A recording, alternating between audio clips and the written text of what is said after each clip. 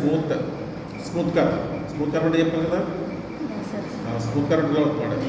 ఇలా smooth curve gamma is piecewise smooth curve అంటే continuous అవుతుందన్నమాట. కంటిన్యూస్ కర్వ్ అవుతుంది. కంటిన్యూస్ అయింది కాబట్టి ఇది ఇంటర్వల్ కూడా అవుతుంది. కంటిన్యూస్ కూడా అవుతుంది మనకి ఇంటర్వల్ కూడా అవుతుంది కర్వ్ అంటే.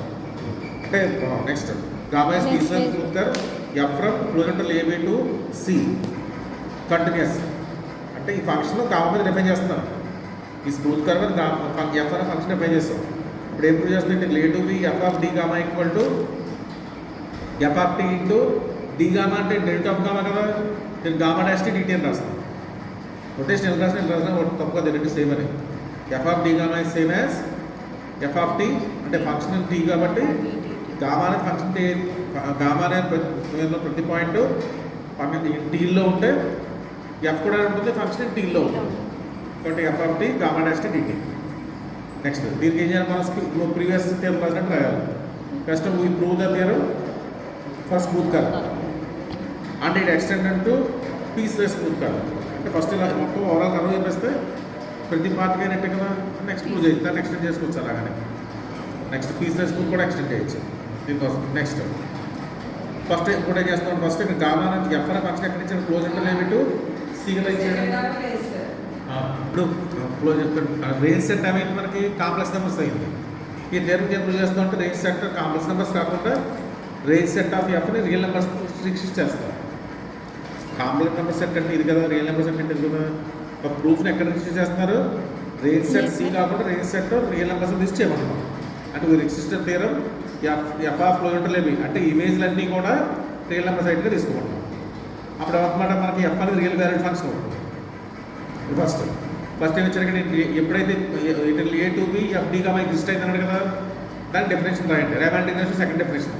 రైమాన్ ఇంటిగ్రేషన్ సెకండ్ డెఫినేషన్ ఏంటి, ఇంటిగ్రల్ డిపెండెన్స్ సమ్ అంటాం. దాని సిగ్మా కేజీలు ఉంటాం ఎఫ్ ఆఫ్ ఐఆర్ డెల్టా అని రాస్తాం. అది ఇక్కడ రాస్తామట. Integral A to B F of D R equal to summation of K equal to మనం F of T capital K రాస్తాం ఇంటూ డెల్టా. డెల్టా అంటే రాస్తాం ఐఆర్ డెల్టా అని రాస్తాం. డెల్టా అంటే gamma of T K minus gamma T minus అని రాస్తాం. Less than F of అలా ఇంకోటి ఇచ్చాడు, integral A to B F of T gamma dash T కూడా ఎగ్జిస్ట్ అవుతారు. దీనికి మళ్ళీ same Riemann integration second definition రాస్తాం. F of T into gamma dash T D T equal to F of T K into gamma dash కదా ఇచ్చాడు, gamma dash T K into T K minus అని రాస్తాం. కానీ మనకి రైమాన్ ఇంటిగ్రేషన్ లాగ్రాంజ్ థియరం నుంచి ఇది సేమ్ అది ఇక్కడ చెప్తుంది అనమాట. లాగ్రాంజ్ థియరం చెప్తుంది మనకి F of B minus F of B minus వేసుకుంటే ఎఫ్ డాష్ అంటాం. అంటే gamma dash T K minus gamma dash T K minus 1 equal to by T K minus 1 కూడా gamma dash of T K. Cross multiplication చేస్తే gamma of T K minus 1 అన్న gamma dash T K F of T K minus 1 same. Therefore ఇప్పుడు ఈ equality use చేసుకుంటే మనకి equation number 2లో ఉన్న second పార్ట్లో equation number 1 first part same అయిపోతుంది. రెండు యూజ్ చేసుకుని మనకి రెండు రిలేషన్ చెప్పాలి. దీనికి రిలేషన్ అప్పుడు నా అంటే A to B F of D gamma equal to F of T gamma dash of T D T రాస్తాం. ఇప్పుడు దీనికి ఏం చేస్తారు, ఫస్ట్ ఈ సమ్మేషన్ యాడ్ చేయండి. సమ్మేషన్ యాడ్ చేస్తాం కే కూడా 1 to n F of T K into gamma T K minus 1 రాస్తాం. ఇది దేని ఈక్వల్ అంటున్నాం, దీని ఈక్వల్ అంటున్నాం కదా.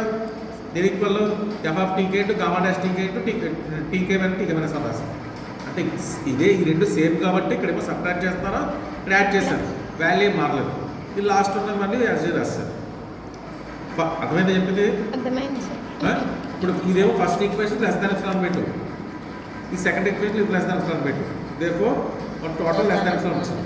కాబట్టి F integral A to B F of D gamma minus A to B F of T gamma dash T DT ఏమైంది మనకి లెస్ దాన్ ఎప్సిలాన్. దేర్ఫోర్ రెండు ఈక్వల్ అయ్యాయి. అర్థమైంది.